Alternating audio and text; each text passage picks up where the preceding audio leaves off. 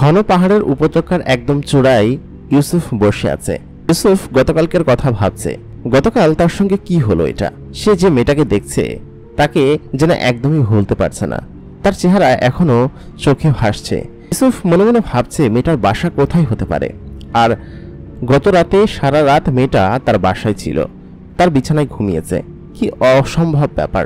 আর সে বারান্দায় ঘুমিয়েছে, কিন্তু মেয়েটাকে দেখতে এত সুন্দর যে তার দিকে যেন চোখই রাখতে পারছিল না ইউসুফ। মেয়েটা কোথায় থাকে, কি করে, সেটাই ইউসুফ ভাবছিল। তারপর টগরকে বলল, টগর তুই কি মেয়েটাকে বের করতে পারবি? টগর মাথায় ইশারা দিল, মানে সে পারবে। তারপর বলল, সত্যি পারবি? টগর বলল, হ্যাঁ পারবো। তখন ইউসুফ বলল, কিভাবে পারবি? টগর তখন জানালো, গতকালকে যে পাখিটা তার সঙ্গে কিছুক্ষণ ছিল, মানে প্রায় সারা রাতই ছিল, তার সঙ্গে অনেক গল্প হয়েছে। সে কোথায় থাকে সেসব বিষয়েও জেনেছে। এই দক্ষিণের ওই পাশটায় যেতে হবে, তবে এখান থেকে বেশ খানিকটা দূরে এবং খুবই ভয়ানক রাস্তা। ওই বর্ডারের ওই পাশে গেলেই বিপজ্জনকের একটা চিহ্ন দেখতে পাবো।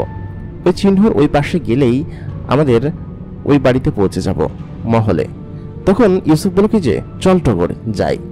টগর তখন মাথা নেড়ে ইশারা দিল, মানে এখন না, যাবার সময় অন্যটা আছে, এখন গেলে সমস্যা হবে, আর সেখানে যেতে হবে লুকিয়ে, এখন গেলে চলবে না। তারপর ইউসুফ বলল কি যে, আচ্ছা ঠিক আছে বাবা, এখন যাচ্ছি না, চল এখন সামনের দিকে যাই, ক্ষুধা লেগেছে, ওইখানে কি কিছু খেয়ে আসি, দুধসাগরে চল, ওইখানে বেশ খাবার আছে। আর হানিফা চাচার সঙ্গে তো অনেকদিন দেখা হয় না, তার সঙ্গে দেখা হওয়া উচিত। সে কেন আসছে না বুঝতে পারছি না, আর কোথায় থাকে সেটাও তো আমি জানি না। তারপর টগর বলল, চলো। এই বলে ইউসুফ টগরের উপরে উঠে উড়াল দিল। মেফো তার সৈন্যবহর নিয়ে চলে আসলো ব্রাজিলের সেই হেডকোয়ার্টার্সের সামনে। সৈন্যবহরগুলোকে বলল কি যে, তোমরা সমস্ত জঙ্গলের মধ্যে সমস্ত রাজ্যগুলো দখল করো এবং নিজেদের জোট তৈরি করো। আমাদের রাজামশাই তোমাদের সঙ্গে দেখা করতে আসবে, তোমরা সকলে নিজেদের পজিশন তৈরি করে নাও, আমি রাজামশাইয়ের সঙ্গে কথা বলে আসি। মেফো সেই জঙ্গলের মধ্যে দিয়ে, সেই গাছটার ভেতর দিয়ে হেডকোয়ার্টার্সের মধ্যে ঢুকে গেল। সেখানে নাফও বসেছিল। তারপর নাফকে দেখে মেফো বলল, কি অবস্থা নাফ, কেমন আছো? নাফ বলল কি যে, সর্দার আমরা বেশ কিছু জিনিস উদ্ধার করতে পেরেছি। সেটা হচ্ছে আমরা দর্পির প্রোডাকশন এখন থেকে শুরু করতে পারবো। নাফের কাছ থেকে এই কথা শোনার পরে মেফো বলল, খুবই খুশির সংবাদ। স্লিপিং চেম্বার থেকে যতগুলো জিন ছিল সমস্ত জিনকেদেরকে বের করা হয়েছে। এখন আমাদের সৈন্যদল আস্তে আস্তে বেড়ে উঠছে, তবে যত সৈন্যদল আছে তা যথেষ্ট নয়, আমাদের সৈন্যবহর আরও বাড়াতে হবে। এগুলো হয়তো সোলেমানের সৈন্যবহরের কাছে কোনো কিছুই না। সোলেমানের কাছে হয়তো কোটি কোটি জিন আছে, আর আমাদের কাছে লাখ লাখ জিন। তোমরা কাজ করো, দর্পির প্রোডাকশন বাড়িয়ে দাও। দর্পিদের কি জাগানো হয়েছে?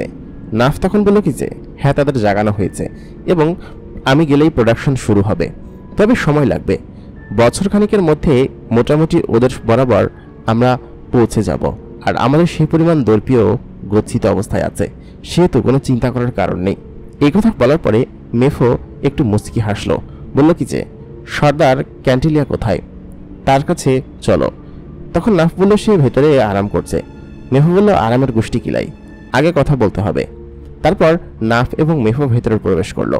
ক্যান্টিলিয়া দেখে বলল, আরে আসো আসো আমার দুই শয়তানের চেলা, কি খবর নিয়ে এসেছো বলো। মেফো বলল কি যে, সমস্ত স্লিপিং চেম্বার থেকে সব জিনদেরকে জাগিয়ে তোলা হয়েছে। পুরো ব্রাজিল এখন শুধুমাত্র আমাদের কন্ট্রোলে, আর মাফদা এবং নাডুকেও আমাদের কন্ট্রোলে নিয়ে আসা হয়েছে। ওই রাজ্য এখন আমাদের নিয়ন্ত্রণে। ওরা এখন সোলেমানের রাজ্যের বহির্ভূত নয়। এতদিন পুরো বিশ্ব শাসন করেছে কুরুলুসরা, আর এখন এখন অনেকটাই আমাদের দখলে চলে এসেছে। বিশেষ করে ব্রাজিলের এই সাইডটা তারা কখনোই দখল করতে পারেনি, আমাদের জিনারা দখল করে রেখেছে। কারণ ব্রাজিলের এই ঘন জঙ্গলে তারা কখনোই এসে ঘাঁটি কাটতে পারবে না। তবে এতটুকু বলা যায় যে, যদি ইকবাল থাকতো তাহলে হয়তো অনেক কিছুই করে ফেলতো, কারণ ইকবাল অনেক বুদ্ধিমান একজন মানুষ ছিল এবং জ্ঞানী ছিল। ইকবালকে আটকে রেখেছে, বেশ ভালোই হয়েছে। আমাদের সুবিধা হলো একটু মাথা তুলে দাঁড়ানোর, কারণ ইকবাল আমাদের স্লিপিং চেম্বারগুলো ঠিকই খুঁজে বের করতো, তারপর সমস্ত জিনদেরকে মেরে ফেলতো, আর দর্পির ওইখানটা গিয়েও সমস্ত গুহা একদম ধ্বংস করে দিত। ইকবাল যতদিন শাসনে ছিল ততদিন পুরো বিশ্বের জন্য থমথমে ছিল। তখন ক্যান্টিলিয়া বলল কি যে, কথা ঠিক বলেছ, ইকবাল যতদিন ছিল ততদিন আমি গুহা থেকে বের হতে পারিনি ভয়ে, কারণ ওর থেকে লুকিয়ে বেড়েছি। ইকবাল যে বন্দি সেটাও আমি জানতাম না। যখন জেনেছি যে বন্দি হয়েছে তখনই আমি গুহা থেকে বের হয়ে এসেছি। আর এত বছর পেরিয়ে গেছে, শুধুমাত্র ইকবালের জন্য আমি রাজা হতে পারিনি। মেহু তখন চিন্তা করলো, তুই রাজা হবি? রাজা তো হতাম আমি। তুই চিন্তা করিস না ক্যান্টিলিয়া, তোকে মেরে পুরো বিশ্ব সম্রাট হব আমি। এই কথা মেফো মনে মনে ভাবছে। আর মেফোর সেরকম যোগ্যতা এবং সবকিছুই আছে, কারণ ক্যান্টিলিয়া নাফ এবং মেফোকে দিয়ে সবকিছু করায়। মেফো হচ্ছে শয়তানের মন্ত্রী নির্বাচিত হলো, আর নাফ সেনাপতি, আর ক্যান্টিলিয়া হচ্ছে জিন সম্রাট, শয়তানদের জিন সম্রাট। রাজা সোলেমান খুব চিন্তিত অবস্থায় আছে, কারণ ক্যান্টিলিয়া রাজ্য আস্তে আস্তে কেমন যেন বিমূর্ষ হয়ে উঠছে। বীরবল এসে তাকে এই খবর দেওয়ার সঙ্গে সঙ্গেই সে ভীষণ চিন্তিত হয়ে পড়ল। সে সঙ্গে সঙ্গেই সমস্ত মন্ত্রীবহর এবং রাজদরবারের সবাইকে ডাকলো। বলল কি যে আমাদের উপর অতি শীঘ্রই সংকট আসতে চলেছে। পুরো ব্রাজিল জুড়ে এত জিন কোথা থেকে আসলো? তখন বীরবল বলল কি যে মহারাজ, এরা কোথা থেকে আসলো জানি না, তবে আমার যতটুকু মনে হয় এরা নিশ্চয়ই লুকিয়েছিল এদের সৈন্যবহর বাড়ানোর জন্য। তখন সলেমান বলল কি যে এটা কিভাবে সম্ভব? ওরা কিভাবে লুকিয়ে থাকতে পারে? আমি তো কিছুই বুঝতে পারছি না। আর ওরা পুরো জঙ্গল জুড়ে সবসময় আমাদের রক্ষী জিন চলাফেরা করে, আর কিভাবে ওরা এর মধ্যে লুকিয়ে থাকবে সেটাই তো বুঝতে পারছি না। এর মাঝখানে মাফতা এবং নারু, তারাও আমাদের সঙ্গে বিশ্বাসঘাতকতা করে ফেলেছে। বিষয়টা আসলেই খুবই দুঃখজনক বিষয়। তখন বীরবল বলল কি যে মহারাজ, আপনি যদি অভয় দেন তাহলে ইকবালের কাছে চলেন। ইকবাল নিশ্চয়ই এর সমাধান দিতে পারবে। আর এরা কোথায় ছিল এতদিন সেটা সম্পর্কে ইকবাল নিশ্চয়ই জানে, কারণ ইকবালকে যখন বন্দি করেছিলেন ও কিন্তু বারবার বলছিল যে তোরা আবার এই রাজ্যকে হারাবি, জিনেরা আবার ফিরে আসবে, ওদের সৈন্যবহর তৈরি করছে। আমি যদি জেলখানায় চলে যাই তাহলে কিন্তু তোরা আবার মরবি। এই কথা বলেছিল কিন্তু মনে আছে? সোলেমান বলল কি যে হ্যাঁ বলেছিল, চল ইকবালের কাছে চল। তাই বলে মন্ত্রিসভার সবাই মিলে ইকবালের সেই কারাগারের কাছে গেল এবং সর্বনিচে ইকবালকে বন্দি করে রাখা হয়েছে, যেখানে শুধুমাত্র অন্ধকার। ইকবালকে ডাকার পরে সে বেরিয়ে আসলো, লম্বা দাড়ি, একদম জীর্ণশীর্ণ একটা চেহারা। কি সময় ছিল ইকবালের! একদম লম্বা টম্বা, খুবই স্বাস্থ্যবান একজন মানুষ ছিলেন, কিন্তু এখন তার কি অবস্থা! প্রায় বৃদ্ধ হওয়ার কাতারে। দীর্ঘ 23 বছর কেটে গিয়েছে ইকবাল কারাগারে বন্দী। সেই রাত কি ইকবাল কখনো ভুলতে পারবে, যেদিন সায়রাকে তার কাছ থেকে আলাদা করা হয়েছিল, তার সন্তানকে মেরে ফেলা হয়েছিল, আর আর তাকে এই কারাগারে বন্দী করা হয়েছিল? সেটা কি ইকবাল কোনোদিন ভুলতে পারবে? ইকবালের কাছে যখন সলেমান আসলো, ইকবাল বলল কি যে আসো বিশ্বাসঘাতক, আসো। তারপর সলেমান একটু হেসে বলল কি যে বিশ্বাসঘাতক আমি? তুই আমাদের আগের রাজাকে মেরে রাজা হয়েছিস আর বলছিস বিশ্বাসঘাতক আমি? ইকবাল বলল কি যে বিশ্বাসঘাতক কে সেটা সবাই জানে। তারপর সলেমান বলল, ইকবাল, রাজ্য এখন সংকটাপূর্ণ অবস্থায়। রাজ্যের চারিপাশে শত্রু জিনেদের আনাগোনা বেড়ে গিয়েছে। হঠাৎ করেই ব্রাজিল জুড়ে লক্ষ লক্ষ জিনের আনাগোনা বেড়েছে। এটা কিভাবে হলো বল তাড়াতাড়ি। ইকবাল বলল কি যে আমি কিভাবে বলবো, ওরা নিশ্চয়ই সৈন্য বহর তৈরি করেছে, সেই জন্য এমন হয়েছে, তাছাড়া আর কি। তখন ইকবালকে আবার জিজ্ঞেস করলো, ইকবাল সত্য কথা বল, না হলে কিন্তু কি করবি তুই? তুই তো আমার সমস্ত কিছুই কেড়ে নিয়েছিস, আমার স্ত্রী সন্তান সমস্ত কিছুই কেড়ে নিয়েছিস, আমার স্ত্রী সন্তানকে মেরে ফেলেছিস, আমাকে চিরজীবনের জন্য কারাগারে বন্দী করেছিস। আমি যে কত বছর বাড়ি যাই না আমি নিজেও জানি না। সলেমান তখন বলল কি যে তোর বাবা মা বেঁচে নেই, তবে তোর প্রাণপ্রিয় স্ত্রী এখনো বেঁচে আছে, বন্দী করে রেখেছে একটা জায়গায়। সেইখান থেকে তাকে যদি ছাড়াইতে চাস তাহলে আমার একটা কাজ করতে হবে। ইকবাল তখন সামনের দিকে ফিরে গ্রিলটা ধরে বলতে লাগলো, সত্যি বলছিস? তুই সত্যি বলছিস আমার সায়রা বেঁচে আছে এখনো? কোথায় আছে বল? তখন ইউসুফ বলল কি যে সত্য কথা বল, না হলে আমি তোকে সায়রার কাছে নিয়ে যাব না। যদি বলিস তাহলে তোকে এখান থেকে সায়রার কাছে নিয়ে যাবো, অথবা সায়রাকে এখানে দিয়ে যাবো, ঠিক আছে? তখন ইকবাল বলল কি যে আচ্ছা আমি সবকিছু বলছি। তখনকার সময় আমি সদ্য রাজা হয়েছি। রাজা হবার পরে বেশ কিছু মাস সময় কেটে গিয়েছে। হঠাৎ করেই একদিন আমি ব্রাজিলের সেই জঙ্গলে পরিদর্শনের জন্য বের হই, আমি এবং হানিফা। আমি নিশ্চয়ই জানতাম ক্যান্টিলিয়া যেহেতু পালিয়ে গিয়েছে, সে নিশ্চয়ই কোনো রাজ রেখে গিয়েছে, যেখানে সে নতুন করে আবার সৈন্যবহর তৈরি করতে পারে। তারপর আমি পুরো ব্রাজিলের জঙ্গল ঘুরে অবাক হই। কারণ হচ্ছে আমি যে বিষয়গুলো দেখতে পাই সেটা আসলে দেখার জন্য মোটেই প্রস্তুত ছিলাম না। আমি পুরো জঙ্গল জুড়ে শুধুমাত্র দেবদারু গাছ দেখতে পাই, এবং আমার জানা ছিল যে দেবদারু গাছের নিচে স্লিপিং চেম্বারগুলো থাকে, আর যেখানে দর্পি তৈরি হয় সেখান থেকেই মূলত আমি এই জিনিসটা দেখেছিলাম যখন দর্পিদেরকে ধ্বংস করতে গিয়েছিলাম। তবে আমি পুরোপুরি রূপে দর্পিদেরকে ধ্বংস করতে পারিনি, কারণ হচ্ছে ওইখান থেকে বের হবার আগেই আমি একটা স্লিপিং চেম্বার মিস করে ফেলি, এবং ওইখান থেকে একদম নিচে পাতালপুরিতে স্লিপিং চেম্বারগুলো ছিল। পরবর্তীতে সেটা গিয়ে আমি জানতে পারি। এটা আমি ধ্বংস করব বলেই ভেবেছিলাম, আর স্লিপিং চেম্বারগুলো কোথায় কোথায় আছে সেগুলো পয়েন্ট করব বলে ভেবেছিলাম। তারপর ওই দিনকে রাত্রে যখন সমস্ত কিছু দেখে আমি বাসায় ফিরি, তারপর তো তুই ষড়যন্ত্র করে আমাকে আমার স্ত্রী সন্তান থেকে আলাদা করে দিলি। আমার সন্তান হয়েছিল সেদিন আমার সন্তানকে তুই মেরে ফেলেছিলি। আর আমার স্ত্রীকে কোথায় রেখেছিস বল? আমার স্ত্রীকে কোথায় রেখেছিস? সেদিন আমাকে তুই সতর্ক করেছিলাম যে আজকের দিনের জন্য অপেক্ষা করবি এবং একদিন তুই নির্ঘাত মারা পড়বি। এই কথা বলার পরে সলেমান ভীষণ রেগে গেল এবং বলল, কোথায় কোথায় সেই স্লিপিং চেম্বার আর দর্পি লোকেশনগুলো আছে বল। ইকবাল তখন বলল কি যে, লোকেশনগুলো এখন জেনে কি করবি? সমস্ত জায়গা থেকে তো ওরা বেরিয়ে গিয়েছে। তবে আমি কয়েকটা জায়গার লোকেশন বলছি, সেখানে গিয়ে যদি পাস তাহলে তো ভালো। তারপর লোকেশনগুলো ইকবাল বলল, 4-5টা লোকেশন বলল। বলার পরে বলল কি যে, এখন বল আমার সায়রা কোথায়, বল তাড়াতাড়ি। সলেমান তখন জানালো, বলবো না, এই তুই এখানে বসে বসে পথ। তারপর দর্পির সেই ঠিকানাটা তো সে নিয়েই নিয়েছে, সেখানে গিয়ে তাদেরকে ধ্বংস করতে হবে। তারপর ইকবাল বলল কি যে, তোদেরকে সমস্ত ঠিকানা কিন্তু আমি দেইনি, আমি জানতাম যে তুই আমার সাথে আবার বিশ্বাসঘাতকতা করবি। এরপর কি হয় তুই বুঝিস। আমি 100% গ্যারান্টি দিয়ে বলতে পারি আজকে থেকেই 6 মাস বা 1 বছর পরেই তুই তোর রাজ্য হারাবি, আর এই পুরো বিশ্ব শাসন করবে ক্যান্টেলিয়া, তুই এটা ধরে নিস। ইকবালের এই কথা শুনে সলেমান বলল কি যে, তুই আমাকে চিনিস না, আমি এই বিশ্ব জিন সম্রাট, আমার সঙ্গে পারবে এমন কেউ আছে?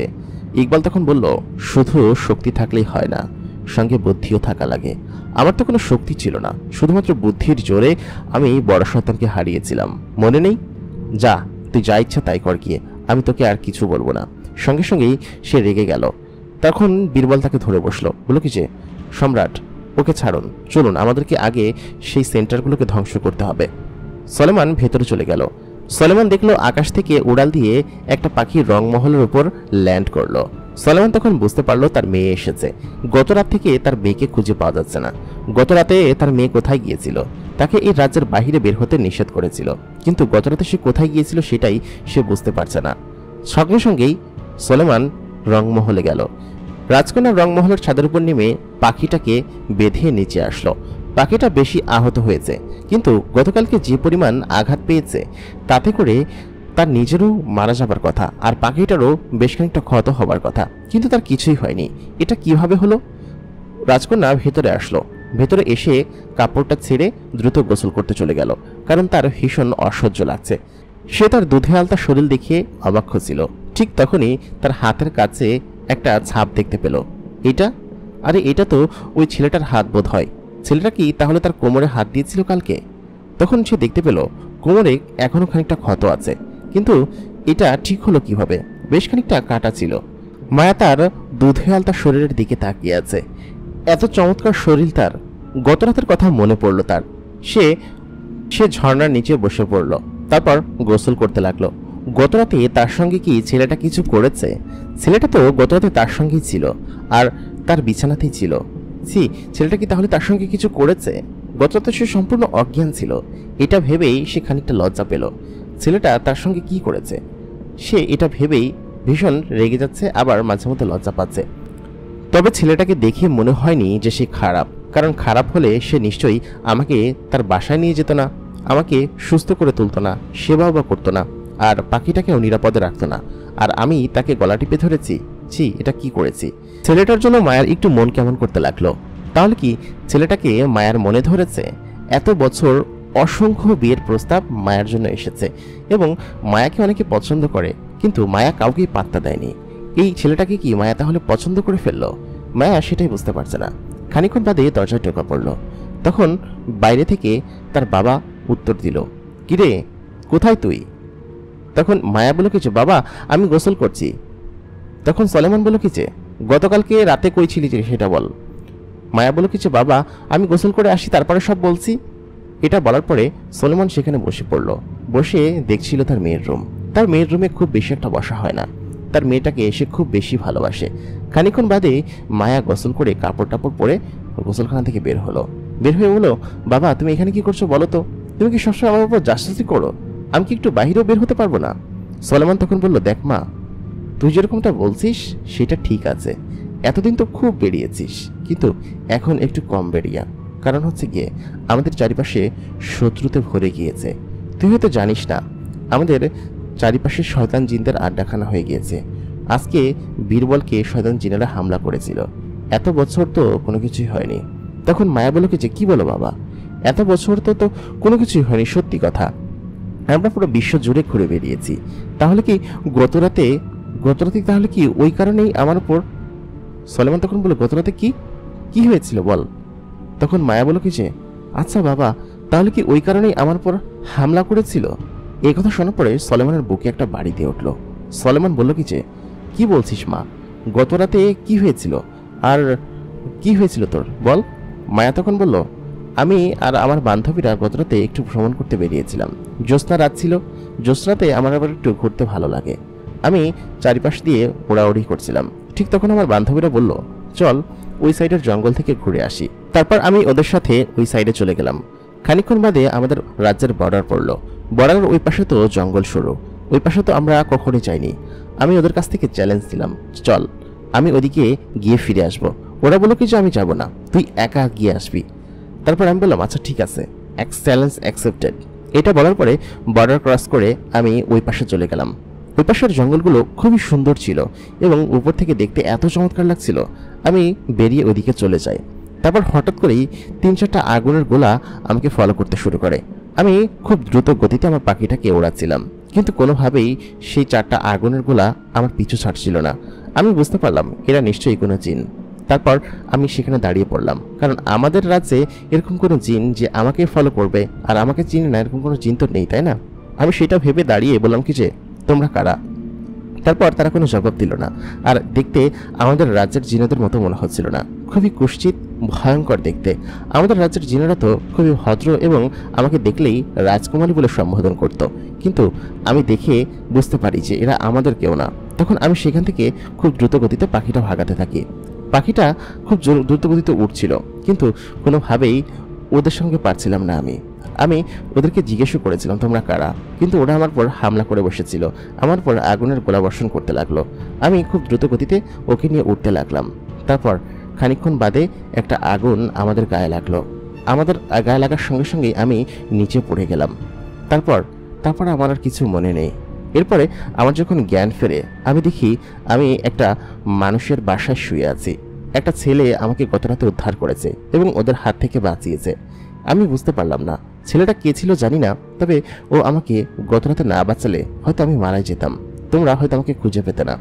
তখন সলেমান বলল, তোর গায়ে কোনো ক্ষত লাগেনি তো, কোনো আঘাত?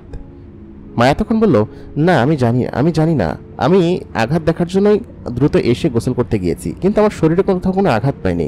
এমনকি যে আগুনটা লেগেছে আমাদের গায়ে, তাতে করে আমাদের অনেকটা আঘাত পাওয়া উচিত, এবং যেভাবে আমরা মাটিতে পড়েছি আমাদের তো হাত পা ভেঙে যাওয়া উচিত, কিন্তু তেমনটা কিছুই হয়নি। অবশ্য পড়ার পরে ব্যথা টের পেয়েছিলাম, কিন্তু সকালবেলা উঠে আমি দেখতে পেলাম আমার গায়ে বেশ কিছু জলপট্টি দেওয়া এবং ট্রিটমেন্ট করেছে, সেটা বোঝা গিয়েছে ওই ছেলেটা সমস্ত কিছু করেছে। সলেমান তখন বলল, কোন ছেলে? তখন মায়া বলল কি যে, একটা ছেলে আছে, অমুক জায়গায় থাকে, অমুক গ্রামে। ও আমাকে গতকালকে না বাঁচালে হয়তো আমি মরেই যেতাম। তখন সলেমান বলল, আচ্ছা আচ্ছা ঠিক আছে, এক কাজ করিস তো, তুই ওই ছেলেটাকে কাছে যাস, গিয়ে ওই ছেলেটাকে আমাদের মহলে আসতে বলিস। আমার মেয়ের প্রাণ বাঁচিয়েছে যেহেতু, তাকে তো একদিন আপ্যায়ন করতেই হয়। মায়া তখন বলল কি যে, বাবা আমি ছেলের কাছে আবার যাব, ওদিকে গেলে তো আবার আমাকে হামলা করবে। তখন সলেমান বলল, শোন, এই পুরো বিশ্ব সম্রাট আমি, আমার মেয়েকে হামলা করে এমন কোনো জিন এই পুরো বিশ্বে হয়তো এখন নেই। আর তুই কি গেলে সেখানে একা যাবি নাকি? তোকে সৈন্য বহর দিয়ে পাঠাবো, ছেলেটাকে আমাদের এখানে নিয়ে আসিস, ঠিক আছে? এই কথা বলার পরে মায়া একটু খুশি হয়ে গেল, কারণ হচ্ছে ছেলেটাকে তার খুবই পছন্দ হয়েছে। তার বাবা পুনরায় আবার সেখানে যেতে দিবে কিনা সেটাই সে ভাবছে। সলেমান সেখান থেকে বেরিয়ে গেল। তারপর বীরবলকে বলল কি যে, সমস্ত রাজ্যে অ্যালার্ট করে দাও। চারিপাশে বর্ডারের সমস্ত জায়গায় যেন কঠিন পাহারা থাকে। আর জঙ্গলের ওই সাইডটাতে আমরা আগামীকাল ভিজিটে যাব। ওইখানে গিয়ে আমরা দর্পি প্রোডাকশন হাউস ভেঙে দিয়ে আসতে হবে। তুমি এবং সাথে করে আরেকজনকে নিয়ে যাও। সেখানে গিয়ে আমাদেরকে প্রতিহত করতে হবে, না হলে কিন্তু একদমই চলবে না। সমস্ত রাজ্যে ঢেরা পিটিয়ে দেওয়া হলো। চারিদিকে শত্রুদের আভাস। তোমরা অ্যালার্ট থাকো। দ্বাররক্ষীরা এবং বর্ডার গার্ডে যেসব জিনারা আছে তারা বলল কি যে এত বছর তো শান্তিতেই ছিলাম, হঠাৎ করে এরকম অশান্তি চলে আসলো কিসের জন্য? আবার মনে হয় যুদ্ধের গন্ধ পাচ্ছি। আমাদের ইকবাল মহারাজ যখন ছিল তখন কতই না ভালো ছিল। ইকবাল চলে যাওয়ার পরে যে কত প্যারা উঠাতে হয়েছে সেটা এখনো বুঝতে পারি। আমরা যদি আবার ইকবালকে রাজ্যে বসাতে পারতাম কতই না ভালো হতো, তাই না? দুধ নদীর মাঝখানেই ইউসুফ, হানিফা, সালমান এবং মারিয়া বসে আছে। অনেকদিন পরে এরা আসলো। ইউসুফ তাদেরকে বলল যে চাচা, এরকম একটা মেয়েকে দেখে তো আমি তার প্রেমে পড়ে গিয়েছি। এই কথা বলার পরে হানিফা বলল, কি বলিস, সত্যি নাকি? তা মেয়েটা কে? তখন ইউসুফ বলল কি যে আরে মেয়েটাকে তো চিনিই না, যদি চিনতাম তাহলে তো কাজই হতো। এরকম ভাবে পেয়েছি। সমস্ত ঘটনা খুলে বলল। তারপর হানিফা বলল কি যে কি সত্যি তুই তাকে বাসায় নিয়ে গেছিলি? তোর মা কিছু বলে নাই? তখন ইউসুফ বলল কি যে আরে মা তো প্রায় ধরেই ফেলছিল, তখনও মেয়েটা আমার রুমে ছিল, কোনো মতো বেঁচে গিয়েছি। তারপর কি? তারপর মেয়েটা চলে গেল আমাকে গলা টিপে দিয়ে। এটা বলার পরে মারিয়া হেসে দিল, বলল কি যে শালার প্রেমে পড়ার আগেই গলা টিপা খাইছো, ভালো তো। এটা বলার পরে সবাই হাসাহাসি করলো, কিন্তু ইউসুফ সেই মেয়েটার কথা কেন যেন ভুলতে পারছে না। হানিফা বলল, শোনো ভাস্তে, এখানে থাকো, আমরা যাই তাহলে, আমাদের যাওয়ার সময় হয়ে গিয়েছে। আর দ্রুত বাসায় চলে যাও। ইদানিং দেখছি তুমি একটু বেশি বাইরে বাইরে থাকছো। দ্রুত বাসায় যাও। তোমার বাবা মা বৃদ্ধ হয়েছে, তাদেরকে সময় দাও। এরকম বাইরে বাইরে ঘোরাফেরা করো না, ঠিক আছে? তারপর হানিফা এবং বাকি সবাই ওখান থেকে চলে গেল। ইউসুফ মনে মনে ভাবছে সে কি করবে, মেয়েটাকে কোথায় খুঁজে পাবে। তবে হানিফা মোটেই বুঝতে পারেনি যে মেয়েটা তাদের রাজ্যের রাজকন্যা মায়া। কারণ সে যদি বুঝতে পারত তাহলে হয়তো অনেক কিছুই এখন সহজ হয়ে যেত। ইউসুফ ওইখান থেকে টগরের পিঠে চড়ে আকাশে উড়াল দিল। মেয়েটাকে খোঁজার জন্য যাবে, কারণ টগর বলেছিল ওকে খোঁজার জন্য দক্ষিণের ওই জঙ্গলটাতে যাবে। ওইদিকে গেলে হয়তো ওকে খোঁজা পাওয়া যাবে। তারপর টগরে চড়ে ইউসুফ খুব দ্রুত গতিতে জঙ্গলের দিকে যাওয়া শুরু করলো। খানিকটা দূরে গিয়েই টগর হাঁপিয়ে পড়ল, বলল কি যে আরো অনেকটা দূরে যেতে হবে, অনেকটা পথ। ইউসুফ তখন জানালো, এত তাড়াতাড়ি হাঁপিয়ে গেলে হবে বন্ধু? প্রেমের কারণে মানুষ 7 সমুদ্র 13 নদী পাড়ি দেয়, আর আমি তো এতটুকু পেরিয়েছি। চলো বন্ধু। টগর আবার আকাশে উড়াল দিল। তখন রাত গভীর হয়েছে, অনেকটা রাত, আসমানে ভরা জ্যোৎস্না। ইউসুফ টগরের সঙ্গে গল্প করছে।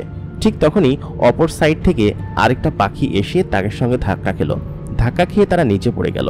টগরও দেখেনি, আবার ওদিকে ইউসুফও দেখেনি, কিন্তু আরেকটা পাখির সঙ্গে ধাক্কা খেয়ে ইউসুফ নিচে পড়ে গিয়েছে। সে নিচে পড়েই যাচ্ছিল। ঠিক তখনই টগর এসে তাকে ধরে ফেলল। কিন্তু সামনে যে পাখিটা ধাক্কা খেয়েছে সেই পাখি থেকে যে মেয়েটা নিচের দিকে পড়ে যাচ্ছে, সে কোনোভাবেই নিচে মাটি থেকে বাঁচতে পারবে না, মাটিতে ধপাস করে গিয়ে পড়বে। সঙ্গে সঙ্গে ইউসুফ টগরকে ভাগাতে লাগলো এবং মাটিতে পড়ার 1 ইঞ্চি আগে মেয়েটাকে কোলে তুলে নিল। সে তাকিয়ে অবাক, এই মেয়েটা আর কেউ নয়, গতকালকে যার সঙ্গে দেখা হয়েছিল, সেদিন যে মেয়েটার সঙ্গে দেখা হয়েছিল সেই মেয়েটাই, এবং সেই মেয়েটার সঙ্গে ধাক্কা খেয়েছে। আজকে যার সঙ্গে দেখা করতে যাচ্ছিল সেই মেয়েটাই তো এটা। ইউসুফ অবাক হয়ে গেল এবং কোনো মতো ভারসাম্য সামলিয়ে টগর একটা পাহাড়ের ওপর দাঁড়ালো। ততক্ষণে ওই মেয়েটার পাখিটাও ওইখানে চলে এসেছে। এসে হামলা করতে যাবে, তখনই মেয়েটা নিষেধ করলো আর দেখলো যে আরে এ তো টগর। তখনই তাদের দুজনের মধ্যে সেই বন্ধুত্বপূর্ণ আলোচনা আবার শুরু হয়ে গেল। টগর এবং ওই পাখিটা আকাশে উড়াল দিল। ওরা দুজন ভালো বন্ধু হয়ে গিয়েছিল ওই রাতেই। একে অন্যকে দেখলেই যেন ওদের মাথা ঠিক থাকে না। টগর হচ্ছে একটা ছেলে পাখি, আর ওই মেয়েটার পাখি হচ্ছে একটা মেয়ে পাখি। নিশ্চয়ই এরা দুজন ভালো বন্ধু হয়ে উঠেছে। ওরা দুজন চলে গেল। ইউসুফ টগরকে দেখে বলল, আরে বেটা এদিকে আয়, মেয়ে মানুষ দেখলে হুঁশ থাকে না, তাই না? কিন্তু সে চলেই গেল। এটা বলে পাশে থাকা মেয়েটা হাসা শুরু করলো। তখন ইউসুফ বলে কি ব্যাপার, আপনি হাসছেন কিসের জন্য? আর আপনি এইখানে কি করছেন? আপনি তো আসলে পাখি চালাতে পারেন না, শুধুমাত্র আঘাত খান, ঠুস খান, নিচে পড়ে যান। এটা বলার পরে মেয়েটা একটু রেগে গেল, বলল যে আপনি খুব পারেন বুঝি? মেয়েটার এমন বাচনভঙ্গি দেখে ইউসুফ অনেকটা চমকে গেল এবং তার দিকেই তাকিয়ে আছে, শুধুমাত্র ওকে দেখে যাচ্ছে। মেয়েটা খানিকটা লজ্জা পেল। তারপর বলল, কি ব্যাপার, এভাবে তাকিয়ে আছেন কেন? ইউসুফ তখন জানালো, না না কিছু না, আপনাকে দেখতে খুব সুন্দর লাগছে, আপনার নাম কি আর আপনি কোথায় থাকেন? মেয়েটা তখন বলল, কেন বলবো? ইউসুফ তখন বলল, কেন, নাম বললে কি টাকা দিতে হবে নাকি? তখন মেয়েটা জানালো কি যে, হ্যাঁ টাকা দিতে হবে। আপনি কি দিবেন টাকা? তাহলে নাম বলতে পারি। ইউসুফ তখন বলল, কত টাকা দিতে হবে? মেয়েটা তখন বলল কি যে, কত টাকা দিতে হবে জানি না, তবে আমার নাম মায়া। ইউসুফ তখন বলল, টাকা না নিয়ে নাম বলে দিলেন, এত সস্তা? মেয়েটা জানালো, আপনার জন্য সস্তা, তবে আপনাকে আমার জন্য একটা কাজ করতে হবে। ইউসুফ তখন বলল, কি কাজ করতে হবে? মায়া তখন জানালো, বাবা আপনাকে ডেকেছে আমাদের অন্দরমহলে, সেখানে গিয়ে আপনাকে একটু অতিথি আপ্যায়ন করতে হবে, এই আর কি, তাছাড়া কিছু না। ইউসুফ তখন বলল কি যে, বাবা তুমি কে বলো তো সত্যি করে? মেয়েটা তখন বলল, আপনি ঠিক তুমিতে এত তাড়াতাড়ি? ইউসুফ তখন বলল, হ্যাঁ, তুমিও চাইলে আমাকে তুমি করে বলতে পারো, কোনো সমস্যা নেই। মেয়েটা তখন বলল কি যে, না থাক, আমি আপনাকে আপনি করেই বলি। ইউসুফ তখন জানালো, আচ্ছা ঠিক আছে, তোমার যা ইচ্ছা। মায়া চুপচাপ বসে আছে, চারিদিকে গৃহ থেকে জ্যোৎস্না, আসমানের পাহাড়ের উপর এত সুন্দর একটা জায়গায় ওরা বসে আছে। তবে ইউসুফ যে মানুষ সেটা মায়া জানে, কিন্তু ইউসুফ জানে না যে মায়া একটা জিন পরি। তারা দুজন বসে আছে, বসে বসে গল্প করছে। ইউসুফ তখন বলল, আচ্ছা তোমাদের বাড়ি কোথায় বলো তো? তখন তারা বলে দিল, ঠিক ওই দিকটাই, আমাদের বাড়িটা এদিক থেকে প্রায় 51 মাইল দূরে, এই সোজা গেলেই আমাদের বাড়ি পাবে। তুমি কবে আসছো সেটা বলো। ইউসুফ তখন বলল, তুমি তো চলে এসেছো, তার মানে? তখন মায়া বলল কি যে, তার মানে কি? আপনি আসবেন, দ্রুতই আসবেন, ঠিক আছে, কবে আসবেন বলেন, আমি আপনাকে এসে নিয়ে যাব। এটা বলার পরে ইউসুফ জানালো, দেখি কবে আসা যায়, এখন কি কোথাও চলে যাচ্ছেন? তারপর মায়া বলল কি যে, আজকে আমি উঠি, আজকে আমাকে দ্রুত চলে যেতে হবে। আমি এসেছিলাম আপনার কাছে আপনাকে দাওয়াত দেওয়ার জন্য, কিন্তু প্রতিমধ্যেই দেখা হলো। কিন্তু আপনি এখানে কি করছিলেন? আপনি কি সবসময় এদিকে ঘোরাফেরা করেন নাকি? আর আপনি একজন মানুষ হয়ে এরকম আসমানে ওড়াউড়ি করেন, এটা তো ঠিক না। আমি তো মানুষদেরকে এমন কখনোই দেখিনি, আপনি একটু ব্যতিক্রম, তাই না? মেয়েটার এই কথা শুনে ইউসুফ বলল কি যে, হ্যাঁ তা একটু ব্যতিক্রম, কিন্তু আপনি এরকম পাখি নিয়ে ওড়াউড়ি করেন কিসের জন্য? আপনি কোথায় থাকেন? জানেন, আমার এক চাচা আছে, সেই চাচার কাছেও পাখি আছে, সেও এরকম ভাবে ওড়াউড়ি করে। এই পাখিগুলো মনে হয় অল্প সংখ্যক মানুষের কাছে থাকে, তাই না? মেয়েটা তখন বলল কি যে, হ্যাঁ হয়তো হতে পারে, তবে তোমার চাচা কে সে? তখন ইউসুফ বলল কি যে, সে অন্যদিন বলবো, তবে আজকে আমার সঙ্গে কি ঘুরতে যাবা তুমি? এই কথা শুনে মায়া বলল কি যে, জি না, আপনার সঙ্গে আমি ঘুরতে যাবো কিসের জন্য? আপনি কে? তাই বলে মায়া উঠে পড়ল। তারপর ইউসুফ বলল কি যে, চলো না একটু ঘুরে আসি। এটা বলার পরে মায়া বলল কি যে, জি না, আপনার সঙ্গে আমি যাব না, আর আপনি কিন্তু সময় করে চলে আসবেন, বাবা আপনাকে ইনভাইট করেছে, আমি কিন্তু করিনি, ঠিক আছে? এই কথা শোনার পরে ইউসুফ বলল কি যে, আমি তো তাহলে যাব না, কারণ ইনভাইট আপনি না করলে আমি কেন যাব? আপনার বাবার কাছেই, আপনার বাবাকেই আসতে বলেন, সেই ইনভাইট করবে। তখন সে পাখিতে চড়ে বসলো। তারপরে যাওয়ার সময় বলল কি যে, আমি ইনভাইট করেছি, একদিন আসবেন আমার বাসায়। ইউসুফ তখন পেছন থেকে বলল কি যে, আবার কবে দেখা হবে? মেয়েটা তখন বলল, দেখা হবে হয়তো খুব শীঘ্রই। এটা বলেই মায়া সামনের দিকে মিলিয়ে গেল। মায়া এদিকে এসেছিল ইউসুফের কাছেই, তবে দাওয়াত দেওয়ার জন্য নয়, ইউসুফকে দেখার জন্য। ইউসুফ একটা মানুষ, আর মানুষকে সে অদৃশ্য হয়ে দেখতে পারবে। সে তো একটা পরী, সে চাইলেই অদৃশ্য হয়ে অনেক কিছুই দেখতে পারে। মায়া চেয়েছিল সে ইউসুফের বাসায় গিয়ে ইউসুফকে খানিকক্ষণ দেখবে, দেখে তারপর চলে আসবে, ইউসুফ টেরও পাবে না। কিন্তু ইউসুফের সঙ্গে আগেই দেখা হয়ে গিয়েছিল। তারপর মায়া সেখান থেকে চলে আসলো। ইউসুফ যেন আনন্দের সীমা নেই, সে শুধুমাত্র টগরকে নিয়ে উড়াউড়ি করছে এবং অনেক জোরে জোরে চিৎকার চেঁচামেচি করছে। ইউসুফ অনেক রাত হয়ে গিয়েছে, এখনো আসমানও হাসছে, তার মা নিশ্চয়ই তার জন্য চিন্তা করছে। ইউসুফ বেশ কয়েক বছর ধরে এইসব করছে, যখন থেকে সে বড় হয়েছে, আর আজকে তো তার আনন্দের সীমা নেই, কারণ তার প্রিয় মানুষটার সঙ্গে আজকে তার কথা হয়েছে, যে তাকে পছন্দ করে এবং সেও তাকে পছন্দ করে। ইউসুফের তাই মনে হয়েছে। ইউসুফ বেশ আনন্দিত। সে বাসায় যাওয়ার সঙ্গেই সোহানা লাঠি নিয়ে বসে আছে, কারণ রাত তখন অনেক গভীর। এত রাতে ইউসুফ কোথা থেকে আসলো সেটা সোহানা ইউসুফকে জিজ্ঞেস করলো। তখন সোহানা বলল, মা মা মা এরকম করো না। তাই বলে তার মাকে কোলে তুলে নিল। বলল কি যে, তোর এসব স্বভাবের জন্য আমি তোকে কিছু বলতে পারি না, একটু যে মারি দিব তাও হয় না, বোকা ছেলে, এত রাত পর্যন্ত কেউ বাইরে থাকে। তখন ইউসুফ তার মাকে ঘোরাতে লাগলো কোলে নিয়ে। ইউসুফের মা বলল কি যে, আরে না মা, পড়ে যাব, এই বয়সে পড়ে গিয়ে মাজা ভেঙে ফেললে তখন তো একদম কেলেঙ্কারি কাণ্ড ঘটে যাবে। তারপর ইউসুফ বলল যে না না মা, আজকে আমি অনেক খুশি, আমি কোনোভাবেই তোমাকে নামাবো না।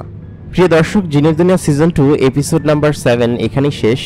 এপিসোড নাম্বার 8-এ কি হবে সেটা জানতে হলে আমাদের সঙ্গেই থাকুন। এতক্ষণ কণ্ঠে আমি ইমরান আপনাদের সঙ্গে ছিলাম। দেখা হবে এপিসোড নাম্বার 8-এ। ততক্ষণ পর্যন্ত ভালো থাকবেন, সুস্থ থাকবেন, এবং যারা এখন পর্যন্ত বিগত এপিসোডগুলো দেখেননি তারা দেখে আসতে পারেন এবং সিজন 1ও দেখে আসবেন। দেখা হবে পরবর্তী এপিসোডে। ততক্ষণ পর্যন্ত ভালো থাকবেন, সুস্থ থাকবেন এবং আমাদের চ্যানেল দ্য মেগাবক্স প্রাইম সাবস্ক্রাইব করবেন।